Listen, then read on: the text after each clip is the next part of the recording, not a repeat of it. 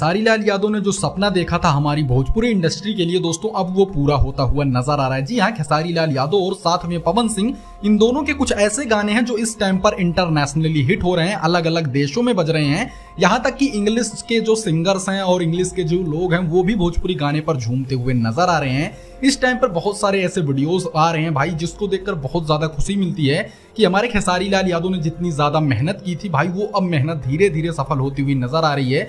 पवन सिंह का एक गाना लॉलीपॉप, ये इंटरनेशनल हिट है, ये तो आप जानते होंगे। और पवन भैया ने भी हाल ही में एक गाना गाया था स्त्री 2 मूवी के लिए, वो गाना बहुत ज्यादा हिट हो रहा है। और खेसारी लाल यादव के तो 3-4 ऐसे गाने हैं जो पुराने टाइम के हैं, वो सारे गाने इस टाइम पर इंटरनेशनली हिट होते हुए नजर आ रहे हैं। अभी आपके स्क्रीन पर एक इंग्लिश सिंगर दिख रहे हैं जो खेसारी लाल यादव के गाने पर भाई झूमते हुए नजर आ रहे हैं। बहुत सारे प्रोग्राम में खेसारी लाल यादव के भोजपुरी गाने बजाए जा रहे हैं भाई। अंग्रेजों के देश में हमारे भोजपुरी गाने बज रहे हैं, इससे बड़ी बात और क्या हो सकती है।